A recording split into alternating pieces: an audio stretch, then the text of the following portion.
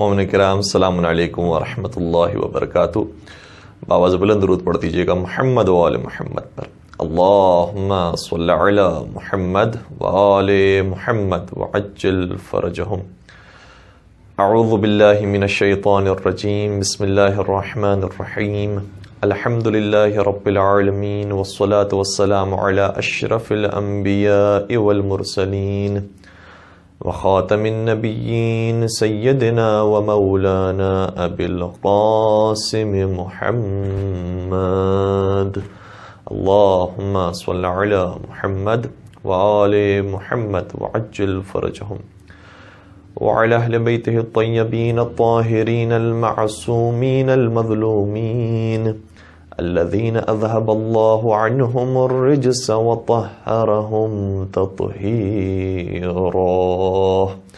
اللہم صل علی محمد وآل محمد وعجل فرجہم ولعنۃ اللہ علی اعدائہم اجمعین۔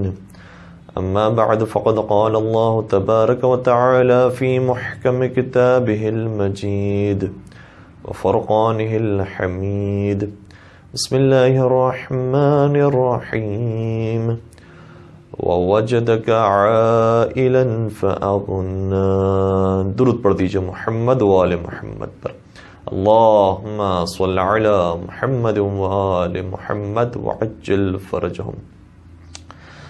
اعزائے گرامی قدر، آج کی رات حضرت خدیجہ طاہرہ سلام اللہ علیہا کی وفات کی تاریخ ہے، لہذا ہم نے مناسب سمجھا کہ آج مکمل درس اور مکمل مجلس شہزادی ام المؤمنین جناب خدیجہ طاہرہ سلام اللہ علیہا کے حوالے سے ہونی چاہیے۔ اس آیت کریمہ کی تلاوت کرنے کا شرف حاصل کیا سورہ الضحیٰ کی آیت ہے، اور اس سورہ کے اندر بڑے خوبصورت پیغامات ہیں جو نبی اکرم کو دیے گئے ہیں۔ آغاز ہی جس انداز سے ہو رہا ہے اس میں نبی اکرم کو یاد کیا جا رہا ہے اور قسم کھائی جا رہی ہے، اور بعض مفسرین نے لکھا ہے کہ یہاں پر تاریکی سے مراد بھی نبی اکرم کی سیاہ زلفیں ہیں۔ ارشاد ہوتا ہے کہ بسم اللہ الرحمن الرحیم والضحیٰ واللیل اذا سجا ما ودعک ربک وما قلا۔ اس روشنی کی قسم اور پھر رات کی قسم، اے رسول نہ ہم نے تمہیں کبھی چھوڑا ہے اور نہ کبھی تمہیں ودا کیا ہے اور تم سے الگ ہو گئے ہیں۔ ما ودعک ربک وما قلا وللآخرۃ خیر لک من الاولی، اور آخرت ہمیشہ بہتر ہے پہلے کی زندگی سے۔ پھر آگے قرآن کریم بیان فرمایا الم یجدک یتیما فآوی، اور دیکھو ہم نے تم پر کیسے احسانات کیے ہیں کہ جب تم یتیم تھے، تمہاری کوئی کفالت کرنے والا نہیں تھا، تو تمہارے لیے کفیل معین کیا، اور اس کفیل کا نام کیا ہے؟ حضرت ابو طالب علیہ السلام۔ یعنی پروردگار قرآن کریم میں حضرت ابو طالب علیہ السلام کے انداز سے ذکر کرتا ہے کہ کفالت جس نے کی ہے وہ کوئی اور نہیں ہے، ہم کہہ رہے ہیں کہ ہم نے کی ہے، لیکن جس کے وسیلے سے کی ہے اس کا نام حضرت ابو طالب علیہ السلام ہے۔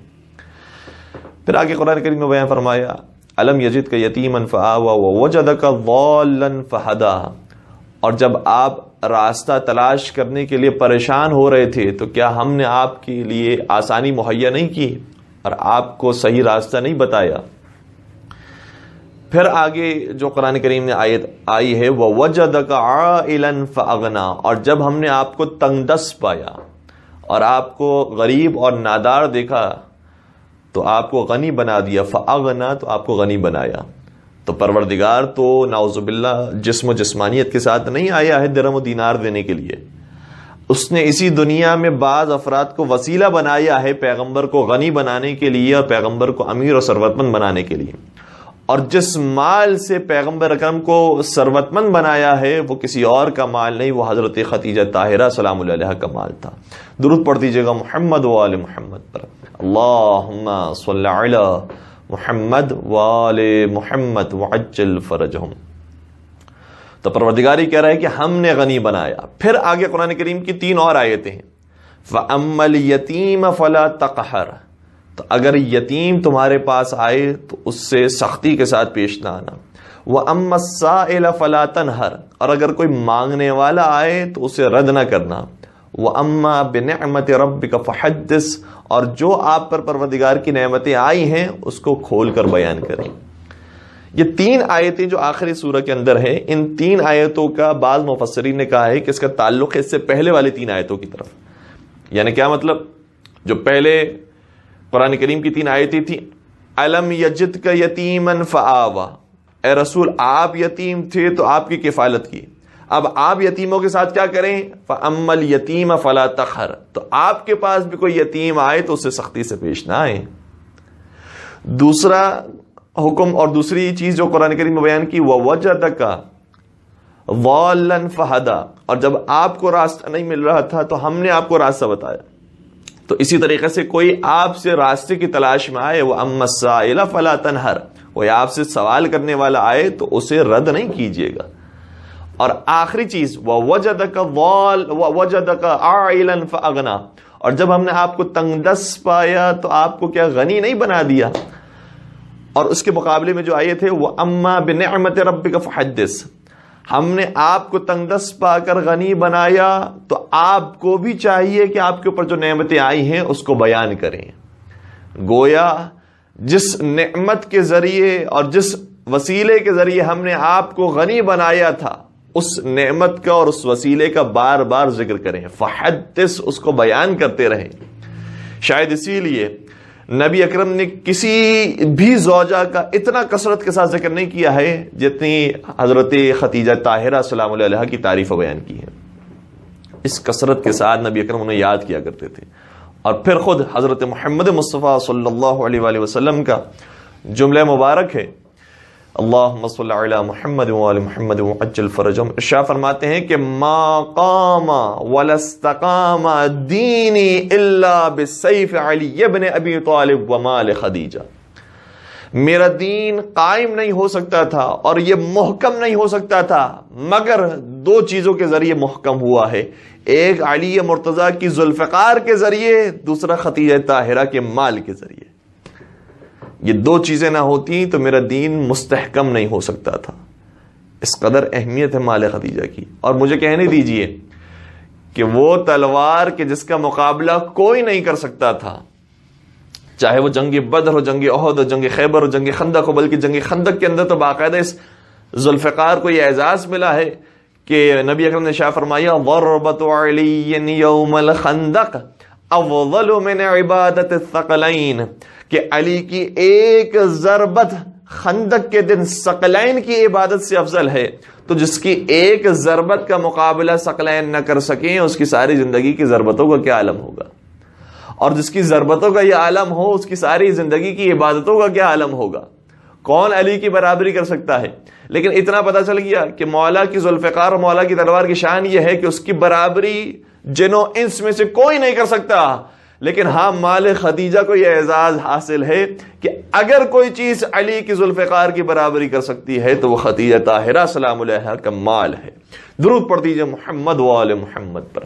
اللہم صلی علی محمد وآل محمد وعجل فرجہم. اور کسی شاعر نے کیا خوب کہا کہ کب میں نے کہا خنجر و تلوار بہت ہیں، ہے میرے ساتھ، کب میں نے کہا خنجر و تلوار بہت ہیں، منکر کے لیے میرے یہ اشعار بہت ہیں، منکر کے لیے میرے یہ اشعار بہت ہیں. ہم اپنے طریقے سے ثنا کرتے ہیں ورنہ مدحت کے لیے میثم تمار بہت ہیں. میثم کے لیے، مدحت کے لیے میثم تمار بہت ہیں. اور پھر آگے شاعر کیا کہتا ہے کہ کرتے ہیں حلال اپنا نمک بس علی والے، کرتے ہیں حلال اپنا نمک بس علی والے، ورنہ تو خدیجہ کے نمک خار بہت ہیں. درود پڑھ دیجئے محمد وآل محمد پر. اللہم صلی علی محمد وآل محمد وعجل فرجہم. حضرت خدیجہ طاہرہ اپنا سارا مال راہ خدا میں خرچ کر دیا. اسی لیے تو قرآن کریم میں کہتا ہے کہ ان کی دی ہوئی نعمتوں کو اور ان کے دیے ہوئے احسانات کو اے رسول آپ بار بار یاد کیجیے. اور یہی فرق ہے خدیجہ طاہرہ سلام اللہ علیہا میں اور باقی ازواج میں کہ حضرت خدیجہ طاہرہ کو اس وقت شرف زوجیت نصیب ہوا جب اسلام کا آغاز تھا، جب اسلام کا پودا ابھی لگا تھا. اس ماں نے اسلام کو مشکلات میں دیکھا ہے، اس ماں نے اسلام کو پتھروں کے درمیان دیکھا ہے، اس ماں نے اسلام کو کانٹوں کے درمیان دیکھا ہے، اس ماں نے اسلام کو خون اور لہو کے درمیان دیکھا ہے. یہ ماں اس وقت تک زندہ رہی جب تک یہ اسلام مشکلات میں تھا، اور ہائے جب اسلام کو عروج حاصل ہوا اور اسلام میں آسانی اور فرحتیں پیدا ہوئی تو اس سے پہلے اس ماں کی وفات ہو گئی. اس ماں نے اپنے بچے کو مشکلات میں دیکھا ہے لیکن آسانیوں میں نہ دیکھ سکی. قربان ہو جائیں ایسی مادر. اور حضرت خدیجہ طاہرہ ایک اور فضیلت جو باقی ازواج کو حاصل نہیں ہوئی وہ یہ ہے کہ صحیح ہے تمام ہی ازواج کو شرف زوجیت ملا ہے، نبی اکرم کی صحبت ملی ہے، لیکن یہ شرف کسی کو حاصل نہیں ہوا جو حضرت خدیجہ طاہرہ سلام اللہ علیہ کو حاصل ہوا. وہ یہ ہے کہ حضرت خدیجہ طاہرہ سلام اللہ علیہ جب شرف زوجیت میں جاتی ہیں، جب ان کی شادی ہو جاتی ہے تو اس کے بعد نبی اکرم نے کسی اور سے شادی نہیں فرمائی، کسی اور سے رشتے ازدواج میں منسلک نہیں ہوئے. اور کتنا طویل عرصہ حضرت خدیجہ طاہرہ سلام اللہ علیہ کے ساتھ گزارا ہے، کم از کم 20 سال حضرت خدیجہ طاہرہ سلام اللہ علیہ کو تنہا ملے ہیں. اور اس کے بعد جب وفات ہو گئی تو نبی اکرم نے شادیاں کی.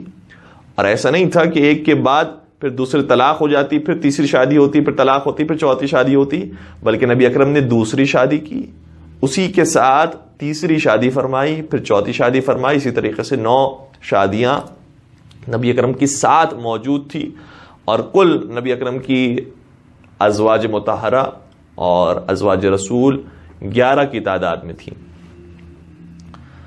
اور کل نبی اکرم کی ازواج 11 کی تعداد میں تھی. تو صرف یہ شرف اگر حاصل ہوا ہے تو حضرت خدیجہ طاہرہ سلام اللہ علیہ کو حاصل ہوا ہے کہ جب وہ موجود تھیں تو کوئی اور خاتون موجود نہ تھی. اور گویا یہی شرف پھر آگے حضرت فاطمہ زہرا سلام اللہ علیہ اللہم صلی علی محمد وعلی محمد وعجل فرجہم ان کو بھی حاصل ہوا ہے کہ جب تک حضرت فاطمہ زہرا سلام اللہ علیہ حیات رکھتی تھی اس وقت تک مولا مرتضیٰ نے کسی اور سے عقد نہیں فرمایا. گویا ہمیں پتہ چلتا ہے کہ جو مزاج نبی اکرم کا مزاج تھا وہی مزاج حضرت علی مرتضیٰ کا مزاج تھا. اور یہ بھی پتہ چلتا ہے کہ جو کردار حضرت خدیجہ طاہرہ سلام اللہ علیہ کا تھا وہی کردار حضرت فاطمہ زہرا سلام اللہ علیہ کا تھا. درود پڑھ دیجئے محمد و آل محمد پر. اللہم صلی علی محمد و آل محمد وعجل فرجہم. تو بی بی وہ شرف حاصل کرتی ہیں کہ جو کسی اور کو شرف حاصل نہیں ہوا. اور دیکھیے گا کہ بی بی کی زندگی سے ہمیں درس کیا ملتا ہے. بی بی اسی خاندان اور قبیلے سے تعلق رکھتی تھیں کہ جس خاندان سے نبی اکرم کا تعلق تھا. دونوں ہی حضرت ابراہیم علیہ السلام کی اولاد سے ہیں، دونوں ہی حضرت اسماعیل علیہ السلام کی اولاد سے ہیں، دونوں ہی ایک ہی قبیلے سے ہیں، قبیلہ قریش سے تعلق ہے. اور قبیلہ قریش ہی کے اندر ایک بنی ہاشم تھے، ایک بنی اسد تھے. تو نبی اکرم کا تعلق بنی ہاشم سے ہے، جناب خدیجہ بنت خویلد کا تعلق قبیلہ بنی اسد سے ہے. یہ دونوں محترم قبیلے تھے. یہ دونوں وہ قبیلے تھے کہ جو آپس میں خاندانی قرابت داری رکھتے تھے، رشتہ داری رکھتے تھے. لیکن رشتہ داری ہونا صرف باعث فضیلت تو نہیں ہوتا اسلام میں. اگر رشتہ داری ہونا ہی باعث فضیلت ہوتا تو رسول کے چچا ابو لہب بھی رشتہ دار تھے اور وہ سگے چچا تھے. لیکن اس کے باوجود قرآن نے کہا کہ تبت یدا ابی لہب و تب، ابو لہب کے دونوں ہاتھ ٹوٹ جائیں اور وہ جہنم میں جائے. تو اس کا مطلب یہ ہوا کہ رشتہ داری شرف نہیں لے کر آتی، ہاں ایمان اور تقوی پرہیزگاری شرف لے کر آتی ہے. اگر انسان کے پاس قرابت داری ہو لیکن پرہیزگاری نہ ہو تو پھر ابو لہب کی طرح انجام ہوتا ہے. اور اگر انسان کے پاس رشتہ داری نہ ہو لیکن تقوی پرہیزگاری ہو تو السلمان منا اہل البیت بنا لیتے ہیں. اس لیے اب انسان یہ کوشش نہ کرے کہ میں نبی کے خاندان میں داخل ہو جاؤں، یہ کوشش کرے کہ میں دائرہ ایمان میں داخل ہو جاؤں. درود پڑھ دیجئے محمد و آل محمد پر. اللہم صلی علی محمد و آل محمد وعجل فرجہم. تو حضرت خدیجہ طاہرہ سلام اللہ علیہا حق کی تلاش میں تھی. صرف ایسا نہیں کہ قرابت داری یا رشتہ داری ہے نبی اکرم سے، بلکہ دیکھ رہی تھیں کہ وہ نبی کہاں آئیں گے، کب آئیں گے، اور ان کی تلاش میں تھی. کیونکہ خود اپنے چچا سے ان کا تعلق نصرانی عقیدے سے تھا، یعنی عیسائی عقیدے سے تھا. ورقہ ابن نوفل ہیں، بہت بڑے عالم تھے عیسائیوں کے، اسی طریقے سے پورا خاندان ایسا تھا کہ جو علم اور ادب رکھنے والا خاندان تھا. اس لیے پہلے یہ خبر سن چکے تھے کہ کوئی آنے والا ہے. یہاں تک ایک روایت یہ بھی کہتی ہے کہ مکہ میں مسجد الحرام کے اندر ایک ابراہیمی عالم دین جو دین ابراہیمی پر تھا، یا یہودی یا عیسائی، اس نے باقاعدہ خواتین کے درس میں اس بات کو بیان کیا، کہا کہ ایک شخص آنے والا ہے کہ جو نبی یا آخر الزمان ہوگا. کون تم میں سے ہے کہ جو اس سے ازدواج کرے؟ تو کوئی تیار نہ ہوا، ہر ایک نے پتھر مارے ہیں اسے، ہر ایک نے اسے تانے دیے ہیں. اگر کسی نے شادی کی ہے تو حضرت خدیجہ طاہرہ سلام علیہ نے شادی کی. گویا حق کی تلاش میں تھی، نبی کی تلاش میں تھی. اور دیکھیں یہی ہمارا بھی فریضہ ہے کہ آج ہم بھی امام آخر الزمان کی تلاش میں. وہ نبی کی تلاش میں تھی، انہوں نے انتظار اٹھایا ہے. آج ہم اپنے امام کی تلاش میں ہیں، ہمیں بھی انتظار کرنا ہے. لیکن اس کے بعد حضرت خدیجہ طاہرہ سلام علیہ نے کیا کیا؟ صرف گھر میں نہ بیٹھی رہیں بلکہ تحقیق کرتی رہیں. کہیں سے کوئی خبر مل جائے، کہیں سے کوئی اشارہ مل جائے، کہیں سے کچھ پتا چل جائے کہ وہ نبی کہاں موجود ہیں. اور جیسے ہی ایک اشارہ ملا تو فوراً اسے تجربہ کیا، چیک کیا کہ کیا واقعاً یہ سچے نبی ہیں یا نہیں. اس لیے روایتی کہتی ہے، شیعہ سنی دونوں کتابوں کے اندر پائی جاتی ہے، کہ حضرت ابو طالب علیہ السلام ایک مرتبہ اپنے بیٹے حضرت نبی اکرم سے سوال کرتے ہیں، اے محمد میں تمہاری شادی کرنا چاہتا ہوں، لیکن تمہارے پاس چونکہ سرمایہ موجود نہیں ہے، مال اور گھر بار موجود نہیں ہے، لہٰذا میں تلاش کر رہا ہوں کسی ایسے شخص کو جو تمہیں کچھ قرض دے تاکہ تم کمائی حاصل کرو اور اس کے بعد اپنی شادی کرو. اور مجھے کوئی تمہارے قرض دینے کے لیے، تمہیں قرض دینے کے لیے بہتر نظر نہیں آتا سوائے خدیجہ بنت خویلد کے. تو اس کے پاس چلتے ہیں اور اسے قرض لیتے ہیں. جیسے ہی جناب ابو طالب رئیس بطحہ اپنے اس بھتیجے حضرت محمد مصطفیٰ صلی اللہ علیہ وآلہ وسلم کے ساتھ جناب خدیجہ کی خدمت میں آئے تو کہا کہ اے بی بی ہم آپ سے کچھ قرض لینے کے لیے آئے ہیں. لیکن بی بی نے جیسے ہی نگاہ کی نبی اکرم پر تو کچھ اشارے محسوس ہوئے کہ ممکن ہے کہ انہی کے اندر وہ صفات پائی جاتی ہوں جو آخر الزمان نبی آخر الزمان کے اندر ہونی چاہیے.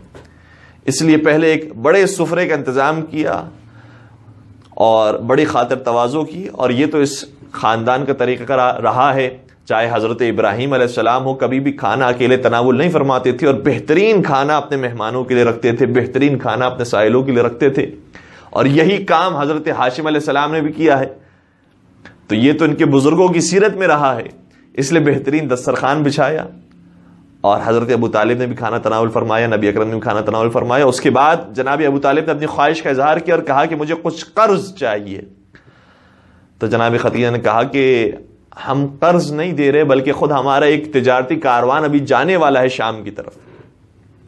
ہم اس کاروان کے لیے کسی سمجھدار، عقل مند اور امین اور صادق شخص کی تلاش میں ہیں. اگر آپ کے بھتیجے راضی ہوں تو ہم آپ کے بھتیجے کو اس کاروان کا سربراہ بنا دیں. نبی اکرم نے رضائیت کا اظہار فرمایا اور کاروان کے سربراہ بنے.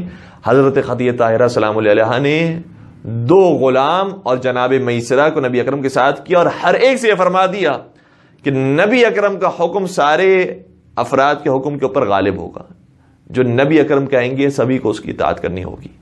گویا پہلے ہی سے یہ اشارے ملنے لگے اور نبی اکرم کو اس زمانے میں کہ جب اعلان نبوت نبی اکرم نے نہیں فرمایا ہے، جان رہی تھی کہ شاید یہی نبی ہوں گے. اور نہ صرف یہ فرمایا، اس کے بعد یہ کہا کہ اے محمد آپ کے پاس چونکہ مناسب لباس موجود نہیں ہے، ایک خاص لباس ہونا ضروری ہے. جب انسان تجارت کرنے کے لیے جا رہا ہے، کاروبار کرنے کے لیے جا رہا ہے، لوگوں کو اپنی چیز بیچنے کے لیے جا رہا ہے، تو ظاہر سی بات ہے کہ انسان کی کنڈیشن ایسی ہونی چاہیے کہ لوگ خود راغب ہوں چیز خریدنے کے اوپر. تو نبی اکرم نے فرمایا کہ میرے پاس اس کے علاوہ کوئی لباس نہیں. حضرت خدیجہ طاہرہ نے 2 بہترین قیمتی لباس جو مصری لباس تھے وہ عطا فرمائے اور 2 عبائیں عطا فرمائیں جسے برد یمانی کہا جاتا ہے. امامہ دیا، عصا دیا اور کہا کہ اے محمد آپ یہ زیب تن کر کے کاروان لے کر جائیں. اور خود بھی ہمیں درس دیا ہے کہ انسان اگر کاروبار کرنے کے لیے نکلتا ہے تو اس کا یہ مطلب نہیں کہ اپنی حالت بگاڑ کر لوگوں کے سامنے آئے تاکہ لوگ ہماری شکل دیکھ کر ہی ہماری چیز خریدنے سے انکار کر دیں. انسان کو ظاہری طور پر بھی جتنے اسباب مہیا کر سکتا ہے مہیا کرنے کی کوشش کرنی چاہیے. پھر پروردگار رزق دینے والا ہے. اور دیکھیے گا پھر پروردگار نے کیسا رزق دیا. جب نبی اکرم یہ کاروان لے کر شام کی طرف روانہ ہوئے ہیں تو اکیلے نہیں تھے. مکہ سے اور بھی کاروان تاجروں کے موجود تھے جو سب شام کی طرف روانہ ہو رہے تھے. جب یہ شام پہنچے ہیں تو سب نے بہت جلدی کی اور اپنے اجناس کو بیچنے کی کوشش کی کہ جلد ہماری چیزیں بک جائیں تاکہ ہمیں سب سے زیادہ پروفٹ حاصل ہو, سب سے زیادہ منافع حاصل ہو. نبی اکرم دیکھ رہے تھے اور تحمل کر رہے تھے کہ یہ لوگ کیا کر رہے ہیں. لوگ سمجھے کہ نبی اکرم کو دیر ہو گئی. انہیں معلوم ہی نہیں ہے کہ آداب تجارت کیا ہوتا ہے. انہیں معلوم ہی نہیں کہ اپنی چیز کیسے بیچی جاتی ہے. ہائے ہائے, جس نے اپنا نفس اور اپنے سارے اختیارات خدا کو بیچ دیے ہوں, کیا اسے معلوم نہیں ہوگا کہ دنیا میں خرید و فروخت کیسے کی جاتی ہے. نبی اکرم تو جان بوجھ کر یہ تاخیر فرما رہے تھے. اس لیے جب سارے تاجروں نے اپنی چیزیں بیچ ڈالی اور نبی اکرم کے پاس اپنی چیز باقی رہ گئی تو سب نے مذاق اڑایا کہ اسے تجارت کا ہنر نہیں آتا. آج خدیجہ طاہرہ کو جتنا نقصان پہنچے گا اس سے پہلے تو کبھی بھی خدیجہ کو اتنا نقصان نہیں پہنچا ہوگا. لوگوں نے تانے دینا شروع کیے, لیکن وہ حبیب جانتا ہے. روایت کا جملہ بھی یہ ہے کہ من اصلح بینہ وبین اللہ اصلح اللہ بینہ وبین الناس. جو اپنے کاموں کو سدھار لیتا ہے جو اس کی اور خدا کے درمیان ہے, جو اپنے معاملات جو خدا کے درمیان ہے اس کو ٹھیک کر لیتا ہے, تو پھر خدا اس کے اور بندوں کے درمیان جو معاملات ہیں اسے بھی ٹھیک فرما دیتا ہے. اور قرآن کریم کی آیت بھی ہے وَمَن يَتَّقِ اللَّهَ يَجْعَل لَّهُ مَخْرَجًا وَيَرْزُقْهُ مِنْ حَيْثُ لَا يَحْتَسِبُ. جو پروردگار کا خوف رکھتا ہے تو پروردگار اس کے لیے راستے بھی بناتا ہے اور وہاں سے رزق عطا کرتا ہے جہاں انسان کو گمان بھی نہیں ہوتا. وہ ذات وہ ہے جو ہم کہتے ہیں یا مقلب القلوب والابصار, جو دلوں کو بدل دیتی ہے, جو آنکھوں کو بدل دیتی ہے. کس کے دل کو کس کی طرف راغب کرنا ہے یہ پروردگار کے ہاتھوں میں ہے. اس لیے اگر انسان خدا کا سچا بندہ بن جائے تو خدا دنیا میں بھی اس کے لیے آسانیاں پیدا کرتا ہے, آخرت میں تو اس کے لیے آسانیاں ہی ہیں. تو لوگ یہ سمجھے کہ نبی اکرم بڑا نقصان اٹھا رہے ہیں, سب نے اپنی چیزیں خرید لی, اب کسی کو کیا ضرورت تھی نبی اکرم کی چیزوں کی. لیکن ابھی ایک دن نہیں گزرا تھا کہ اگلے دن اطراف شام سے, شام کے دیگر شہروں سے لوگ آنا شروع ہوئے اور آ کر اسی چیز کی تلاش میں آئے کہ جو محمد عربی کے پاس موجود تھی.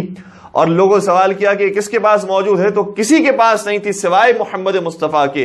اور نبی اکرم نے وہ سارا مال خدیجہ بہترین قیمت پر جب بیچا تو وہ فائدہ حاصل ہوا کہ جو مکے کے دیگر تاجروں کو حاصل بھی نہیں ہوا تھا.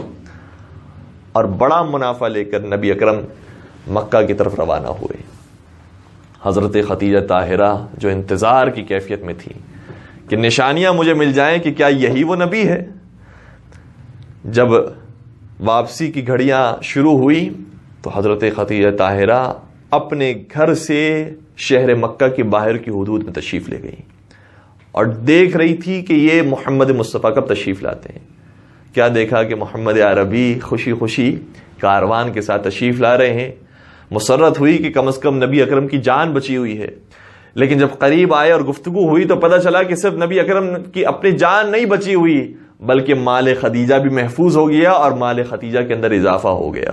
درود پڑھ دیجئے محمد وآل محمد پر. اللہم صلی علی محمد وآل محمد وعجل فرجم. اور پھر حضرت خدیجہ طاہرہ کو جب پتہ چلا کہ بہترین منافع حاصل ہوا ہے تو پھر مکہ کے ہر دروازے کے اوپر روایتیں کہتی ہے کہ انہوں نے قربانی کروائی, صدقہ دیا اور خوشی منائی اور بہترین دعوت کا انتظام ہوا. اور جناب میسرہ سے پورا واقعہ سنا کہ کیا ہوا تھا اس سارے حالات کے اندر. تو جناب میسرہ نے ایک ہی چیز بیان کی اور بعض روایتیں بڑی تعجب انگیز ہے.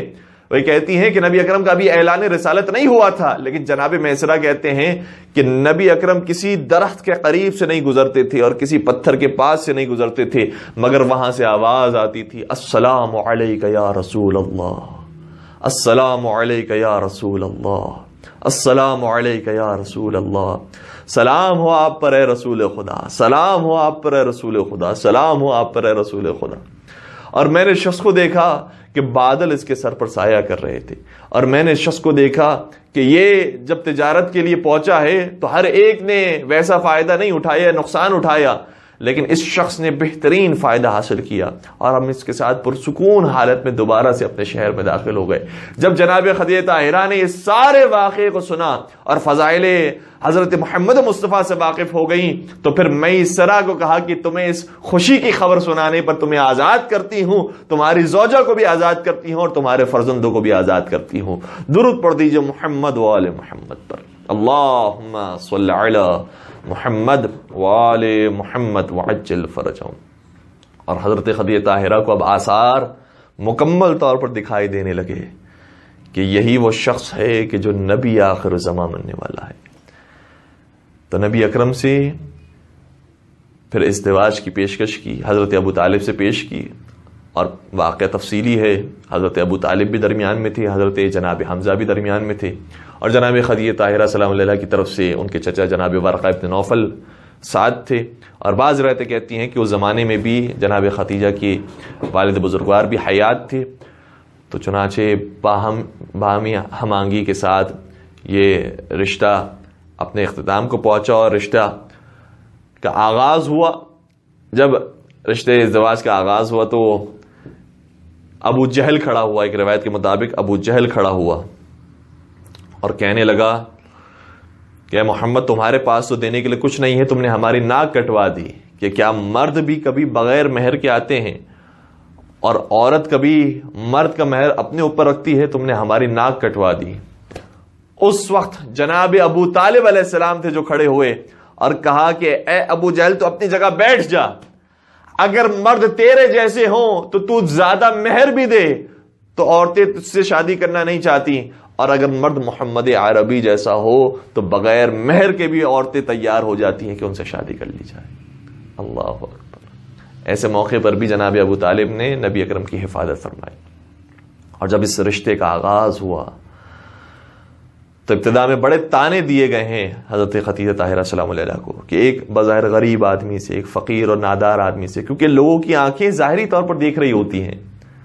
یہی ہوتا ہے ہمارے یہاں پر بھی کہ جب لڑکیوں کے رشتے آتے ہیں تو یہ دیکھا جاتا ہے کہ کتنا کمانے والا ہے، کتنی اچھی جاب ہے، کتنا اچھا کاروبار ہے، کتنا بڑا گھر بار ہے، کتنا اچھا ویل سیٹل ہے۔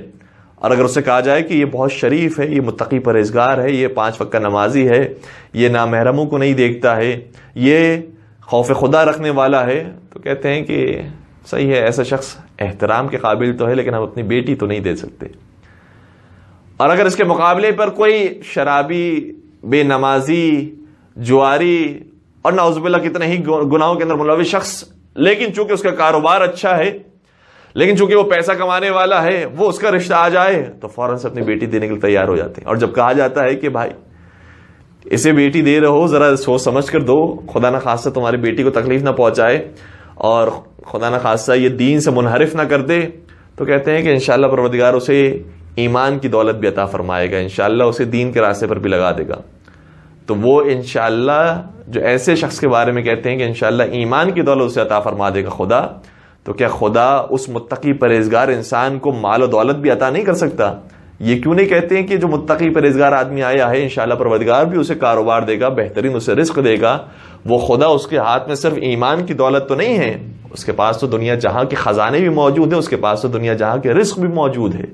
للہ خزائن السماوات والارض، پروردگار ہی کے پاس زمین و آسمان کے خزانے موجود ہیں۔ تو جناب خدیجہ طاہرہ کی صرف اور صرف نگاہ نبی اکرم کی ایمان کے اوپر، ان کے توکل کے اوپر، ان کے کردار کے اوپر تھی۔ اور ساتھ حضرت امام موسیٰ کاظم علیہ الصلوۃ والسلام اللہم صل علی محمد وآل محمد وعجل فرجہم ارشاد فرماتے ہیں، یا ہشام، اپنے ایک بہت قریبی ساتھی جناب ہشام بن حکم سے ارشاد فرماتے ہیں کہ اے ہشام، یاد رکھو اگر تمہارے ہاتھ میں سونا ہو، تمہارے ہاتھ میں گولڈ اور ہیرے جواہرات موجود ہوں، اور دنیا والے تمہیں کہیں کہ تمہارے پاس کچھ نہیں ہے، یہ جو تمہارے پاس ہے بیکار چیز ہے، تم نقصان اٹھاؤ گے، کوئی فائدہ نہیں ہے جو تمہارے پاس چیز موجود ہے، لیکن تم جانتے ہو کہ تمہارے ہاتھ میں جو چیز موجود ہے وہ ہیرے سے زیادہ قیمتی ہے، تو لوگوں کے کہنے کی وجہ سے تمہارے اس سونے کے اوپر کوئی فرق نہیں پڑے گا، یہ سونا سونا ہی رہے گا اور یہ تمہارے پاس ہی رہے گا۔ اور اگر دنیا جہاں کے سارے لوگ تمہاری تعریف کریں اور کہیں کہ تمہارے پاس بہت قیمتی چیز ہے، جبکہ تمہارے ہاتھوں میں جوزا یعنی اخروٹ ہو، اور دنیا والے کہیں کہ کیا کہنے آپ کے پاس تو بڑی زبردست چیز موجود ہے، بڑی دنیا میں نایاب ہے، کسی اور کے پاس نہیں ہے، دنیا والے آ کر اتنے تعریفیں کرنے والے ہوں، تو یاد رکھنا تمہارے ہاتھ میں وہ اخروٹ ہی ہوگا جس کی کوئی حیثیت نہیں ہے. دنیا والوں کے کہنے سے وہ اخروٹ سونے میں تبدیل نہیں ہو جائے گا.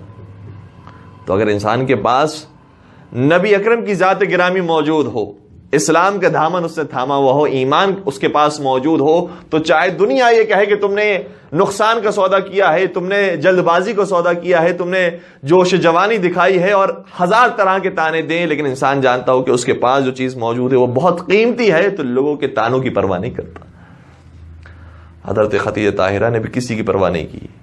اور پھر یہ فرمایا ہے جب خواتین نے آ کر، مکے کی عورتوں نے آ کر اعتراض کیا خدیجہ کے اوپر کہ تم نے بہت نقصان کا سودا کیا، تو کہا مجھے یہ بتاؤ اس پورے شہر میں محمد سے زیادہ سچا کون ہے، محمد سے زیادہ با ایمان کون ہے، محمد سے زیادہ امانت دار کون ہے، محمد سے زیادہ با اخلاق کون ہے، محمد سے زیادہ بہترین سیرت رکھنے والا کون ہے، محمد سے زیادہ بہترین حسن و جمال رکھنے والا کون ہے. گویا حضرت خدیجہ طاہرہ نے ہمیں درس دیا، اور یہاں سے درس امامت بھی شروع ہو رہا ہے. حضرت خدیجہ طاہرہ نے بتایا دیکھو اگر تم کسی کو اپناؤ تو وہ ہونا چاہیے جو تم سے بہتر ہو، تمہارے جیسا نہ ہو یا تم سے کمتر نہ ہو. ہم اس کو مانتے ہیں جو ہم سے بہتر ہوتا ہے، یہی عقیدہ آج ہمارا بھی ہے. ہم اسے امام مانتے ہیں جو ہم سے بہتر ہوتا ہے، اسے نہیں مانتے جو ممبر پر آ کر کہے کہ ہم بھی تم جیسے ہیں، اگر غلطی کرتے تو ہمیں راہ راست پر لگا دینا. درود پڑھ دیجئے محمد و آل محمد پر. اللہم صلی علی محمد و آل محمد وعجل فرجہم. تو حضرت خدیجہ طاہرہ نے بہترین شخص کا انتخاب کیا. اور انسان جو بہتر ہوتا ہے وہ مال و دولت سے نہیں ہوتا، ایمان کی طاقت سے ہوتا ہے. یہ بھی روایت کا جملہ یہ ہے کہ ان اللہ لا ينظر الى صورکم ولا الى اموالکم ولكن ينظر الى قلوبکم واعمالکم. پروردگار یہ فرماتا ہے کہ نہ ہم تمہارے چہروں کو دیکھتے ہیں نہ تمہاری مال و دولت کو دیکھتے ہیں، کیونکہ یہ چہرے بھی ہم نے دیے ہیں، مال بھی ہم نے دیا ہے. جو چیز ہم نے دی ہے ہمیں تو معلوم ہے کہ وہ کیسی ہے. جو چیز تم دینے والے ہو یہ بتاؤ. وَلَكِنْ يَنْظُرْ إِلَىٰ قُلُوبِكُمْ وَأَعْمَالِكُمْ. ہم تمہارے دلوں کو دیکھتے ہیں، تمہاری نیتوں کو دیکھتے ہیں اور تمہارے اعمال کو دیکھتے ہیں. تم نے اعمال کیسے کیے ہیں، تم نے کیا دیا ہے، تمہارے پاس کیسی نیتیں موجود ہیں، ہم تو اس کو دیکھتے ہیں. ورنہ جو ہم نے دیا ہے وہ تو ہمیں معلوم ہے، تمہارے پاس دینے کے لیے کیا ہے. تو حضرت خدیجہ طاہرہ نے صرف نبی اکرم کے دل کے اوپر نگاہ کی، ان کا پاک و پاکیزہ دل دیکھ لیا، ان کے اعمال کو دیکھا، ان کی صداقت اور امانت داری کو دیکھا، اور سمجھ گئیں کہ یہ ہم سے بہتر ہیں، لہذا بہتر کی تلاش میں تھی، اور یہ تلاش مکمل ہو گئی. تو سب سے پہلا کام جو حضرت خدیجہ طاہرہ نے کیا ہے وہ یہ ہے کہ حق کی تلاش کرنا. اس کے لیے انتظار بھی کیا، اس کے لیے تحقیق بھی کی، اور اس تحقیق کرنے کے بعد اسے تجربہ کیا، چیک کیا، اور اس کے بعد حق کے سامنے اپنے آپ کو جھکا دیا. یہ دوسرا مرحلہ، انسان اپنے آپ کو حق کے سامنے جھکا دے، اس کی اطاعت اور بندگی میں چلا جائے، جان کے ذریعے، مال کے ذریعے، اپنی عزت آبرو کے ذریعے جو کچھ کر سکتا ہے سب حق کے لیے قربان کر دے، اپنے سے بہتر کے لیے قربان کر دے. یہ حضرت خدیجہ طاہرہ نے دوسرے مرحلے میں کر کے دکھایا ہے. سب تانے دیتے رہے، حضرت خدیجہ طاہرہ محکم رہیں اپنے ایمان، اپنے ارادے کے اندر. یہاں تک کہ روایت یہ کہتی ہے کہ جناب خدیجہ طاہرہ ایک مرتبہ کسی نے یہ خبر لا کر دی کہ محمد تنہائی میں ہیں اور لوگ انہیں پتھر مار رہے ہیں، انہیں زد و کوب کر رہے ہیں، ان کی مدد کو پہنچیے. جناب خدیجہ طاہرہ نے جیسے سنا کہ میرے شوہر نامدار کو کوئی تکلیف دے رہا ہے، نبی اکرم کو تکلیف پہنچا رہا ہے، تو دوڑتی دوڑتی نبی اکرم کی خدمت میں گئی.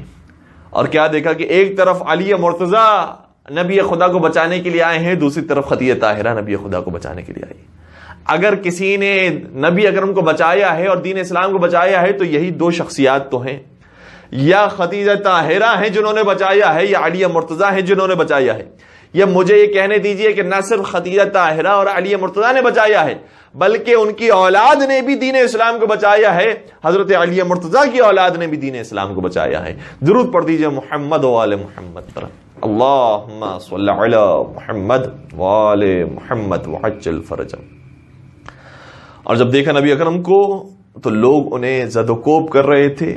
حضرت خدیجہ طاہرہ سے رہا نہیں گیا، یہاں تک کہ جبرائیل امین نبی اکرم کے اوپر نازل ہوئے اور کہا کہ اے محمد، آپ خدیجہ طاہرہ کو تسلی دیجئے، آپ انہیں حوصلہ دیجئے، کیونکہ حضرت خدیجہ طاہرہ کے گریہ کرنے سے آسمان کے ملائکہ گریہ کر رہے ہیں. اللہ اکبر. حضرت خدیجہ طاہرہ کی ایثار اور ان کی قربانیوں کی وجہ سے پروردگار ملائکہ پر فخر و مباحات کرتا ہے. دیکھو میری بندی خدیجہ کو کس طریقے سے میری بندگی کرتی ہے. اور ملائکہ گریہ کرتے ہیں حضرت خدیجہ طاہرہ کے رونے کے اوپر. اسی لیے تو کئی مرتبہ اور خود نبی اکرم نے ارشاد فرمایا ہے کہ کبھی بھی جبرائیل مجھ پر نازل نہیں ہوئے مگر یہ کہ انہوں نے خدا کی طرف سے ایک سلام خدیجہ کے لیے بھجوایا. پروردگار خدیجہ طاہرہ کو سلام دیتا ہے تو نبی اکرم کے ذریعے سے دیتا ہے. اللہ اکبر. وہ لوگ جو سلام کے منکر ہیں، وہ لوگ جو کہتے ہیں کہ صرف اللہ اللہ کرنا چاہیے، وہ ذرا دیکھیں کہ حضرت خدیجہ طاہرہ سلام اللہ علیہا کو پروردگار سلام بھجوا رہا ہے. تو وہ خدا کے جو حضرت خدیجہ طاہرہ سلام اللہ علیہا کی اتنی عزت و تکریم کرتا ہو، کیا ہماری اور آپ کی ذمہ داری نہیں ہے کہ ان کی عزت و تکریم کی جائے؟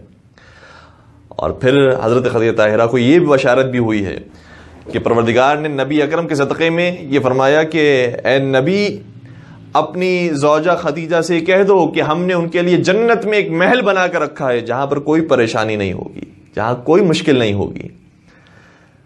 وہ لوگ جو کہتے ہیں کہ نبی اکرم نے اپنی زندگی میں 10 لوگوں کو یا بعض لوگوں کو جنت کی بشارت دی تھی، تو مجھے کہنے دیجئے اس میں سب سے پہلی خاتون جناب خدیجہ طاہرہ سلام اللہ علیہا تھی کہ جن کو نبی اکرم نے جنت کی بشارت دی تھی. جنت کی بشارت جناب خدیجہ طاہرہ سلام اللہ علیہا کو نصیب ہوئی. اور پھر جب بی بی دنیا میں تشریف لے گئی ہیں تب بھی بار بار نبی اکرم حضرت خدیجہ طاہرہ سلام اللہ علیہا کا ذکر کرتے رہے. اور یہ بھی عام طور پر اگر دیکھا جائے تو دنیا کے مردوں کی فطرت کے خلاف ہے. انسان اگر باشعور ہو تو کبھی بھی یہ کام نہیں کرتا ہے کہ اپنی دوسری زوجہ کے سامنے پہلی زوجہ کی تعریف کرے. لیکن نبی اکرم جو عقل کل ہیں، مالک عقل ہیں، جو بہترین انسان کی ہدایت کرنے کے لیے آئے ہیں، اس کے باوجود بھی نبی اکرم اپنی دیگر ازواج کے سامنے حضرت خدیجہ طاہرہ سلام اللہ علیہا کا ذکر کرتے تھے. شاید اس کی ایک وجہ تو وہی ہے جو قرآن کریم میں بیان ہوئی ہے کہ فَأَمَّا بِنِعْمَةِ رَبِّكَ فَحَدِّثْ، جو ہم نے آپ کو نعمت دی ہے اسے بیان کریں. اور شاید اس کی دوسری وجہ یہ ہو کہ لوگ دیکھیں کہ حضرت خدیجہ طاہرہ نے اگر اتنی قربانیاں دی تھیں تو ان کی قربانیوں کو یاد کرنے والے اور یاد رکھنے والے لوگ بھی موجود ہیں. یہ سنت خدیجہ طاہرہ اور سنت رسول اکرم ہے. سنت حضرت خدیجہ یہ ہے کہ دین اسلام کی راہ میں قربانیاں پیش کی جائیں، اور سنت رسول خدا یہ ہے کہ جو قربانیاں دینے والا ہو اس کی یاد زندہ رکھی جائے. صرف وہ حضرت خدیجہ طاہرہ پر منحصر نہیں ہے، چاہے وہ حضرت خدیجہ طاہرہ ہوں، چاہے ان کی اولاد ہوں، چاہے امام حسین ہو، جس نے دین اسلام کی راہ میں قربانیاں دی ہیں ان کو یاد رکھنا سنت رسول اکرم صلی اللہ علیہ وآلہ وسلم ہے. درود پڑھ دیجئے محمد و آل محمد پر. اللہم صلی علی محمد و آل محمد وعجل فرجهم. اور کیسے کیسے موقع پر یاد رکھا.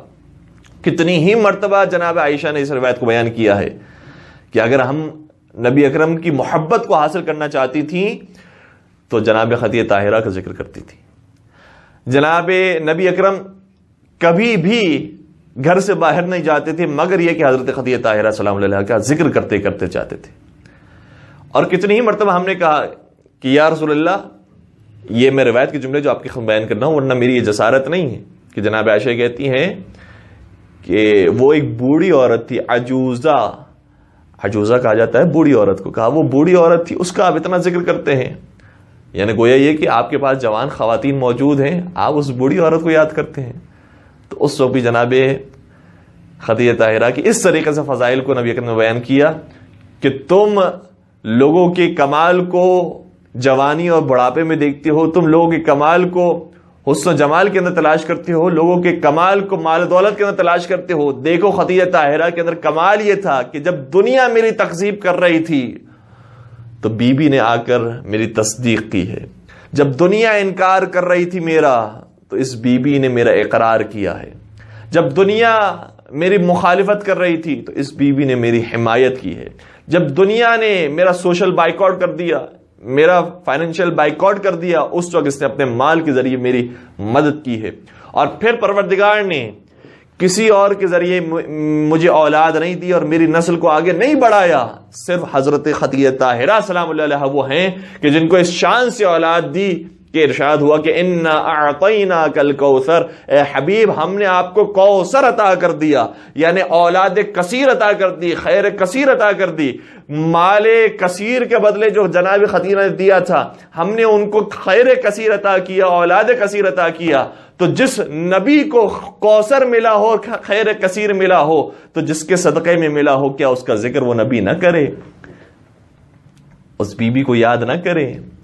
اس بی بی کو بار بار یاد فرمایا کرتے تھے، اور نہ صرف یہ کہ اپنی ازواج کے سامنے بلکہ دیگر مقامات پر بھی۔ ایک خاتون جو بوڑھی تھی آئی نبی اکرم کی خدمت میں، نبی اکرم نے بہترین اس کی خاطر تواضع کی اور اس کی مشکل کو حل کیا۔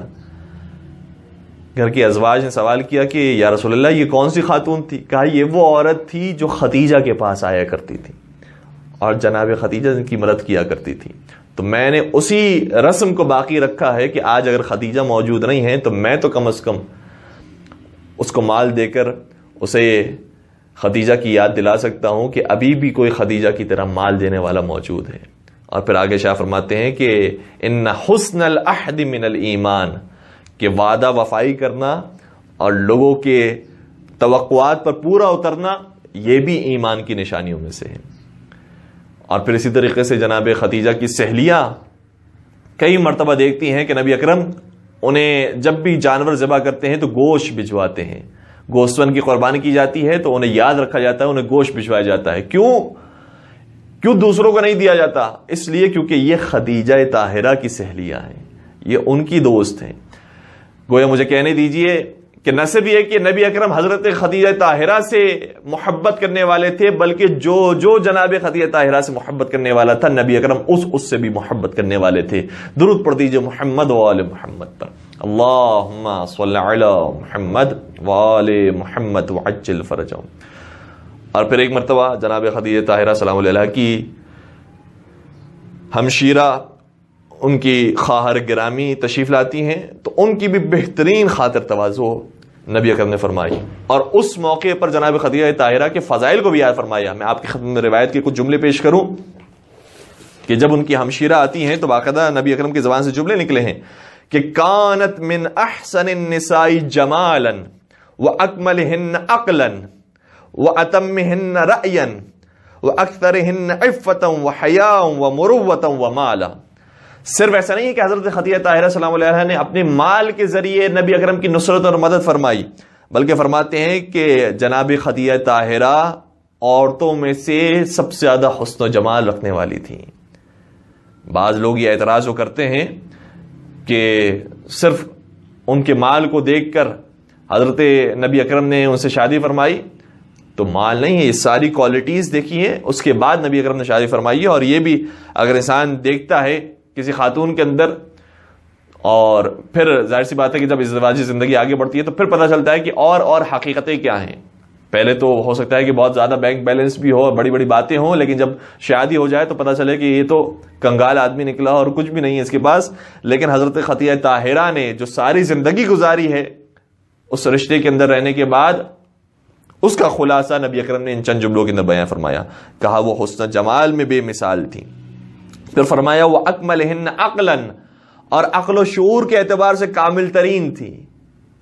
پھر تیسری چیز بیان فرمائی وہ اتمہن رأیا، اور اپنے رائے اور نظریہ اور عقیدہ بنانے میں سب سے مکمل تھی۔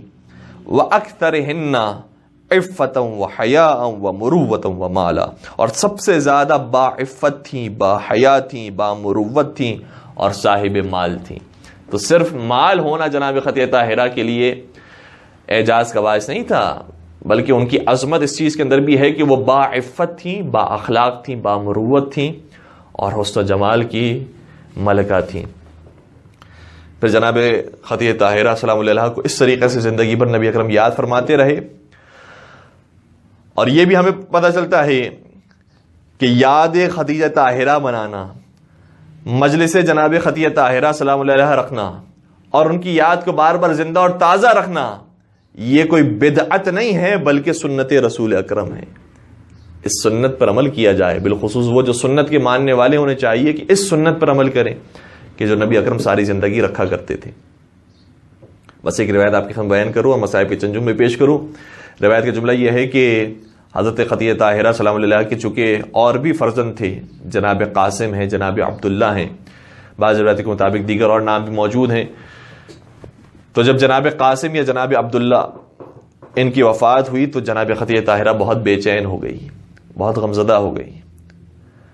شاید ہو سکتا ہے کہ یہ خیال ہو کہ نبی اکرم کی جو نسل آگے بڑھے گی، ان کا پیغام آگے بڑھے گا، وہ انہی بیٹوں کے ذریعے تو آگے بڑھے گا، اس لیے بہت غمزدہ تھیں. لیکن ان کے غم کو دور کرنے کے لیے نبی اکرم نے ایک حدیث ارشاد فرمائی جو بہت خوبصورت حدیث ہے. فرماتے ہیں کہ اے خدیجہ، جو شخص اپنے بچے کو بچپنے میں کھو دیتا ہے تو وہ بچہ قیامت میں اسے جنت تک لے کر جاتا ہے. اے خدیجہ، یہ تمہارا بیٹا جنت کے دروازے پہ تمہارا انتظار کرے گا اور تمہارے ہاتھوں کو پکڑ کے تمہیں جنت تک لے کر جائے گا. اس طریقے سے نبی اکرم نے تسلی دی. لیکن حضرت خدیجہ طاہرہ اس پر رکی نہیں، سوال کیا، یا رسول اللہ صرف یہ میرے لیے فضیلت ہے یا سبھی کے لیے یہ فضیلت حاصل ہے اور سبھی کو یہ توفیق ملے گی اور سبھی کو یہ ثواب حاصل ہوگا؟ تو اس وقت نبی اکرم نے ارشاد فرمایا، اے خدیجہ، یہ تمہارے لیے بھی ہے اور ہر اس شخص کے لیے ہے کہ جو مصیبتوں پر صبر کرتا ہے اور پروردگار سے شکوہ نہیں کرتا، خدا کی رضائیت پر راضی ہوتا ہے، تو پروردگار اسے بھی یہ تحفہ دیتا ہے کہ جب اس کا بچہ بھی اس دنیا سے اس طرح سے چلا جائے تو اس کا بچہ بھی جنت کے دروازے پر کھڑا رہے گا. جب تک اس کی ماں جنت میں داخل نہ ہو جائے وہ جنت میں داخل نہیں ہوگا. میں کہوں گا، یا رسول اللہ، آپ نے کتنے خوبصورت انداز سے بچے کی وفات پر بھی حضرت خدیجہ طاہرہ کو تسلی دی. اب مجھے کہنے دیجئے کہ کیا رسول اکرم کو یہ غم نہیں ہوگا کہ ان کی بیٹی اس دنیا سے رخصت ہوئے؟ لیکن یہ خاندان اہل بیت ہی ایسا ہے جو ایک دوسرے کو تسلی دینا جانتا ہے، جو ایک دوسرے سے محبتیں بانٹنا جانتا ہے، جو ایک دوسرے کو خوش کرنا جانتا ہے. اس لیے جناب رسول اکرم کو بھی تکلیف تو ہے، لیکن حضرت خدیجہ طاہرہ کی تکلیف کو دور کرنے کی کوشش کرتے ہیں، تسلی دینے کی کوشش کرتے ہیں. اور یہی تسلی کا انداز ہمیں پھر بعد میں بھی نظر آتا ہے جب خود حضرت خدیجہ طاہرہ سلام اللہ علیہا بھی اس دنیا سے رخصت ہوتی ہیں اور حضرت فاطمہ زہرا سلام اللہ علیہا گریہ فرماتی ہیں اور بے چین ہوتی ہیں. اس وقت نبی اکرم حضرت فاطمہ زہرا کو بھی تسلی دیتے ہیں، اے بیٹی، تم پریشان نہ ہو، تم آہو بکا نہ کرو، تم گریہ نہ کرو، کیونکہ تمہاری مادر گرامی حضرت خدیجہ طاہرہ کو پروردگار نے جنت میں ایک ایسا محل دیا ہے جہاں پر وہ پریشانی میں نہیں ہے، وہ بڑے سکون کے ساتھ ہے. تم بھی سکون میں آ جاؤ، تم بھی تسلی قبول کرو، تمہیں پریشان ہونے کی ضرورت نہیں ہے. یہ خاندان اسی انداز سے ہمیشہ غم پر تسلیاں دیا کرتا تھا. جناب عبداللہ کی موت پر حضرت خدیجہ کو تسلی، حضرت خدیجہ کی موت پر حضرت فاطمہ زہرا کو تسلی، اور جب خود حضرت فاطمہ زہرا بھی دنیا سے رخصت ہوئی اور عجیب کوہرام برپا ہوا اور امام حسن امام حسین اپنی مادر گرامی کی خدمت میں آئے اور دیکھا کہ مادر گرامی اب اس دنیا میں نہیں رہی، تو حسنین قریمین نے بہت گریہ کیا. ایک سینے کے پاس آ کر بیٹھ گیا اور ماں کے چہرے پر اپنا چہرہ ملنا شروع کیا. دوسرا ماں کی پائے مبارک کے قریب آ کر بیٹھ گیا اور پائے مبارک کو بوسہ دینا شروع کیا. میرا دل کہتا ہے، روایت بھی ساتھ دیتی ہے کہ حسین مظلوم اپنے مادر گرامی کے پائے مبارک پر بیٹھ کر رونا شروع کیا. جب دونوں شہزادے اس انداز سے ماں کی میت پر رو رہے تھے تو آسمان کے ملائکہ نازل ہوئے، کہا اے علی، حسن و حسین کو ماں سے جدا کر دو اور انہیں اس انداز سے تسلی دو کہ تمہارے رونے سے آسمان کے ملائکہ روتے ہیں، ذرا تسلی کو قبول کرو. مولا نے بھی بڑے دست شفقت پھیرنے کے بعد دونوں شہزادوں کو اپنی ماں سے جدا کر لیا. اسی انداز سے ہمیشہ میت پر ایک دوسرے کو تسلی دیا کرتے تھے، یہاں تک کہ موقع کربلا تک پہنچ گیا. سنے کہ پھر کربلا میں کیا ہوا. ایک مرتبہ علی اکبر کو مولا نے کربلا میں کے میدان کی طرف بھیجا. جیسے ہی مقتل کی طرف روانہ ہوئے، دل تڑپنے لگا، بے چین ہونے لگا. خود علی اکبر بے چینی کے ساتھ مولا کی خدمت میں آئے، کہا بابا آپ تڑپ کیوں رہے ہیں؟ فرمانے لگے بیٹا تم تسلی رکھو اور بھرپور انداز سے جہاد کرو، تمہارے صبر کو دیکھنے کے لیے آسمان سے ابراہیم آئے ہیں، تمہارے صبر کا امتحان دیکھنے کے لیے اسماعیل تشریف لائے ہیں، ان انبیاء کے سامنے مجھے شرمندہ نہ کرنا۔ اور علی اکبر نے بہترین انداز میں جہاد کیا۔ لیکن میں کہوں گا جب خود حسین اس دنیا سے رخصت ہوئے تو حسین کے یتیم بچوں کو کون تسلی دینے کے لیے آئے؟ اب نہ عباس علمدار موجود ہے، نہ علی اکبر موجود ہے، نہ خود مولا حسین موجود ہے، ایک جوان ہے جسے زنجیروں میں جکڑ دیا گیا ہے۔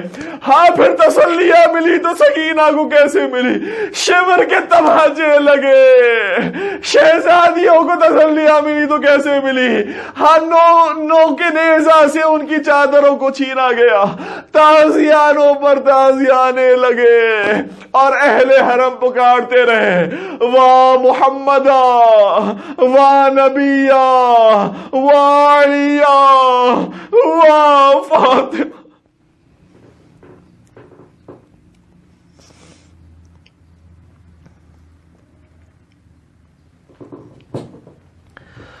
الا ولعنت اللہ علی القوم الظالمین وسيعلم الذین ظلموا ای منقلب ینقلبون۔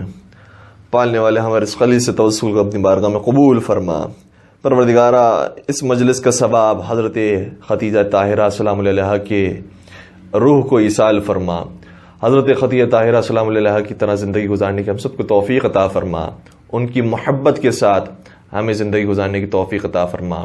پروردگارہ جس طریقے سے جناب خدیجہ طاہرہ نے اپنا سب کچھ راہ خدا میں انفاق کر دیا، ایثار کر دیا، قربان کر دیا، پروردگارہ ہمیں بھی کم از کم اپنا نفس راہ خدا میں دینے کی توفیق عطا فرما، اپنا مال اپنی جان راہ خدا میں خرچ کرنے کی توفیق عطا فرما، اپنی اولاد کو راہ خدا میں قربان کرنے کی توفیق عطا فرما۔ پروردگارہ ساری دنیا کی محبتیں ہم سے لے لے اور صرف اپنی محبت ہمارے دلوں میں نازل فرما۔ پروردگارہ محبت محمد والے محمد کے ساتھ ہمیں جینا اور مرنا نصیب فرما، ان کی شفاعت سے ہم سب کو بہرمند فرما۔ پروردگارہ تمام مومنین کی پریشانی کو دور فرما، بالخصوص حضرت خدیجہ طاہرہ سلام اللہ علیہ کا واسطہ دیتے ہیں، جو رزق کی پریشانی میں مبتلا ہیں انہیں رزق حلال عطا فرما، جو اولاد کی پریشانی میں مبتلا ہیں پروردگارہ انہیں اولاد نرینہ اور صالحہ عطا فرما۔ پالنے والے اپنی آخری حجت امام عصر والزمان کے ظہور میں تعجیل فرما، ہمیں ان کے عاشقین محبین سچے چاہنے والے اور ماننے والوں میں شمار فرما۔ ربنا تقبل منا انك انت السميع العليم وتب علينا انك انت التواب الرحيم برحمتك يا ارحم الراحمين۔